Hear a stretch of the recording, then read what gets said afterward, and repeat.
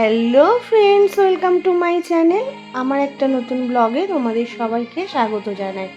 তো মানে এরকম শাড়ি পরে আয়নার সামনে এরকম ফটো তুলছি, ভিডিও করছি, কারণ সেদিন ছিল দশহরা।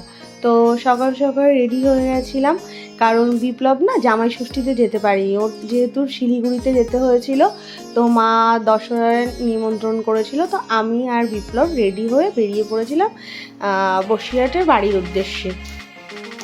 তো হচ্ছে, আর এদিকে পড়েছে প্রচুর গরম, মানে জাস্ট থাকা যাচ্ছে না, এত গরম এত গরম।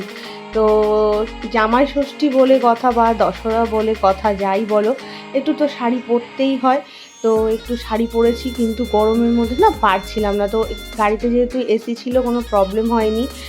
আর এদিকে চৌমাথায় চলে আসে, মানে বসিরহাট চৌমাথা।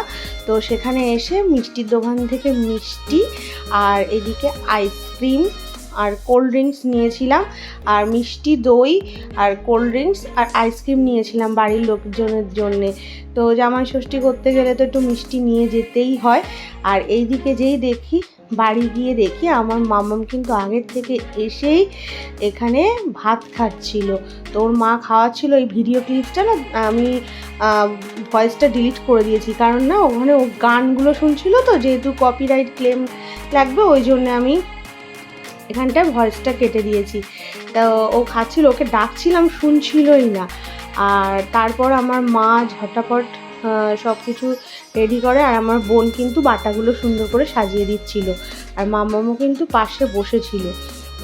ওকে আমি জিজ্ঞাসা করছি, মামাম তোর কি জামাই ষষ্ঠী হচ্ছে? বলছে হ্যাঁ আমার জামাই। আমি বলছি তো আমাদের জামাই কোথায় গেল? চুপচাপ করে বসে হাসছে। দেখো, 2 বছর কিন্তু বয়স হয়নি। তো এইদিকে মা আশীর্বাদ শুরু করে দেয়, তো আশীর্বাদ হচ্ছিল আর আমরা একটু ভিডিও করছিলাম, কারণ এইগুলোই তো স্মৃতি বলো। আর এতই গরম পড়েছিল না, এসির মধ্যে বসে আশীর্বাদ বলো, খাওয়া দাওয়া বলো, সব কিছুই করা হচ্ছিল, কারণ বাইরে টেবিলে খাওয়ার মতন কিন্তু হচ্ছে পরিস্থিতি ছিল না, এতটাই গরম ছিল। তো এইদিকে দেখো মা আশীর্বাদ করছে, আর আমার মাম্মামও কিন্তু প্লেট নিয়ে দাঁড়িয়েছিল। গত বছর যখন জামাই ষষ্ঠী হয়, তখন কিন্তু মাম্মাম একদম কোলে বসে থাকতো, কিছুই করতে পারতো না। আর এইদিকে দেখো এত বড় হয়ে গেছে, এত পাকারাম হয়ে গেছে যে ও আমাকেও আশীর্বাদ করছে। তোমরা শুধু ওর হাব ভাবটা লক্ষ্য করো, জাস্ট দেখো।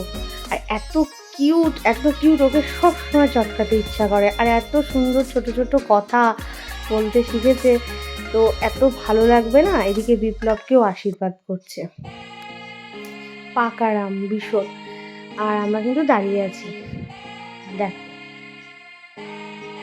আর মা কিন্তু সকালবেলা থেকে অনেক রকম রান্না করেছিল একা হাতে।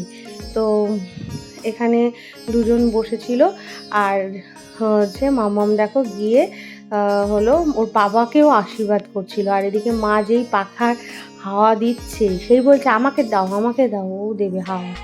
তো আর এই বিপ্লবেরকে কি একটা ফল দিয়েছিল, প্রচণ্ড টক ছিল, ওর মুখের হাব ভাবটা দেখো কীরকম টাইপের। আর মামাম উল্টো পাল্টা পাখার হাওয়া করছিল।